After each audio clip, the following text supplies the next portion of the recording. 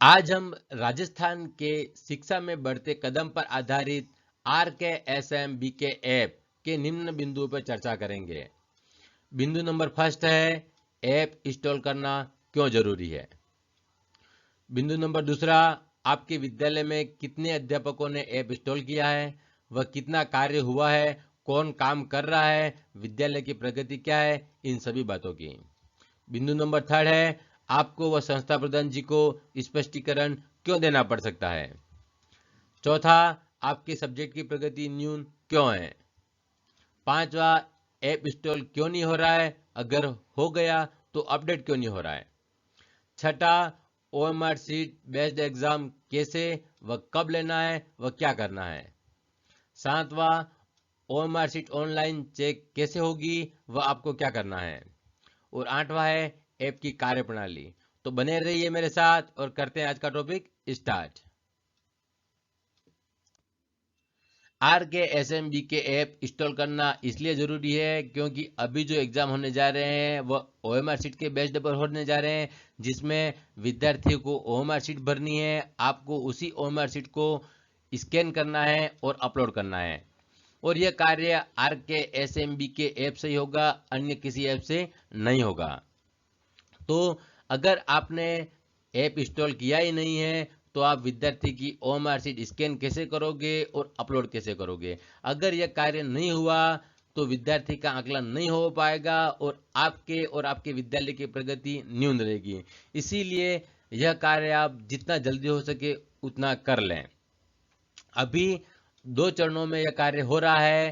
पहला है अभ्यास चरण, 10 से 18 अक्टूबर 2022 के मध्य में। इसमें आपको व आपके विद्यार्थियों को अभ्यास कार्य करना है OMR सीट पर।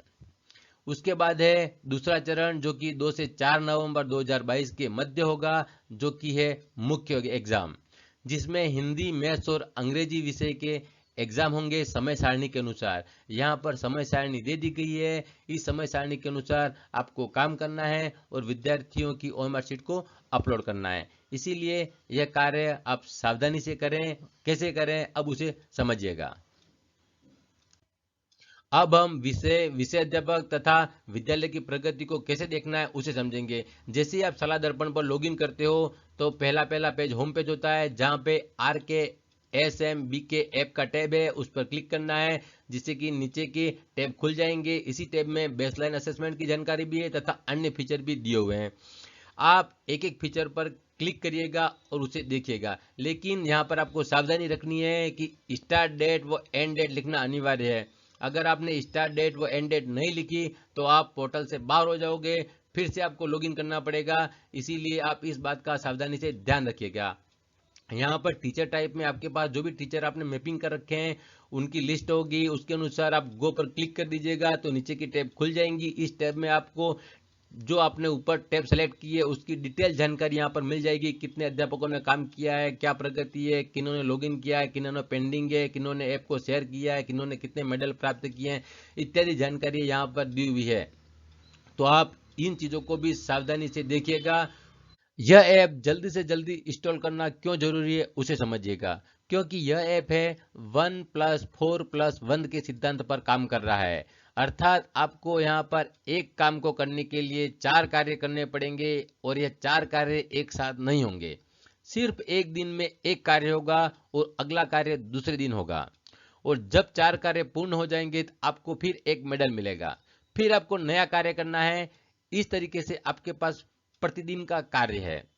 अगर आपने जल्दी से इंस्टॉल नहीं किया तो यह कार्य इतने अधिक बढ़ जाएंगे कि आपको अंत में समस्याओं का सामना करना पड़ेगा।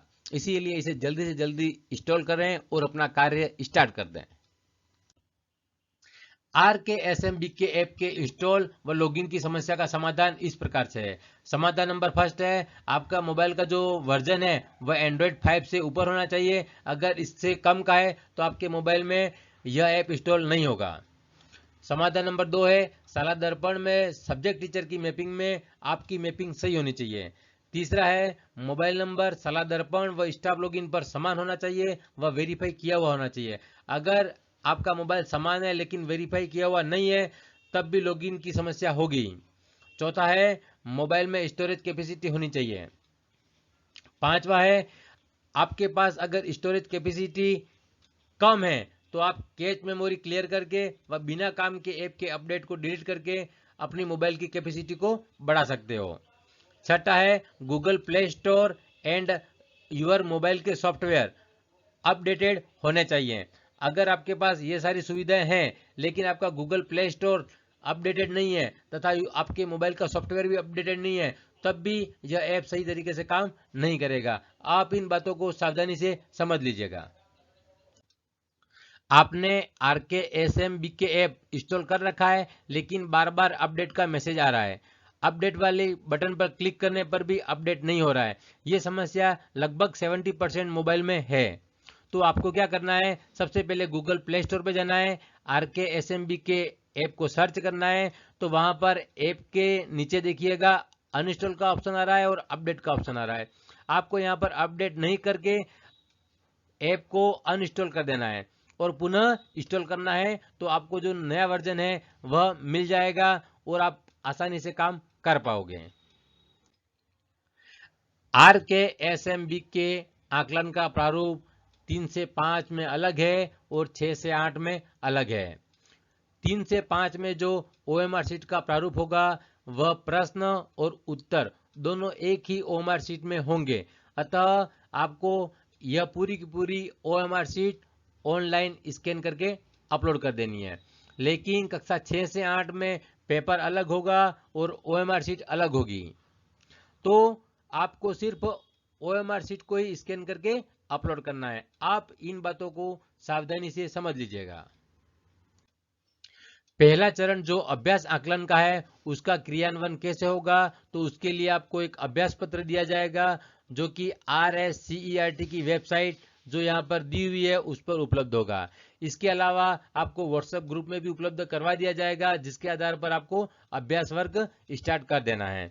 यहाँ पर विद्यार्थियों के लिए कुछ महत्वपूर्ण बिंदु हैं जो कि ध्यान देने योग्य हैं। किसी तरह की भी OCR में छेड़छाड़ नहीं करनी है, कहीं पे भी ओवरराइट स्क्रैच नहीं करना है तथा अन्य बिंदुओं को आप वीडियो को पॉज करके पढ़ सकते हैं। सबसे ज्यादा सावधानी आपको यहीं पर रखनी होगी क्योंकि यही आपके मूल्यांकन का आधार होगा। जब भी विद्यार्थी के पेपर को आप स्कैन करोगे तो पेपर पूरा का पूरा स्कैन करना है।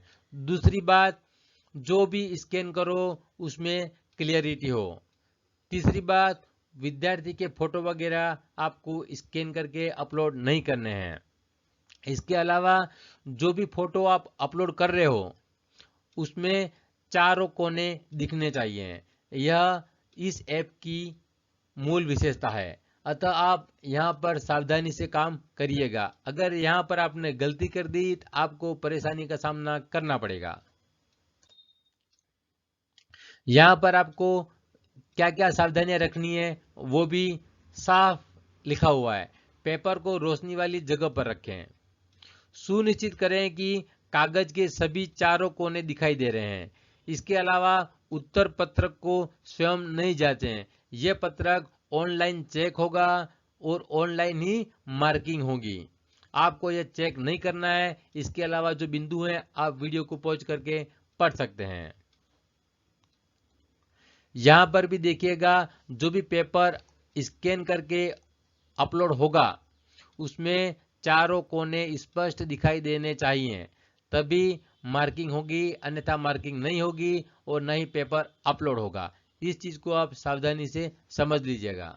जैसे कि यहाँ पर ये चारों पेपर दिखाई दे रहे हैं, क्लियर भी हैं और चारों को चारों कोने भी दिखाई दे रहे हैं।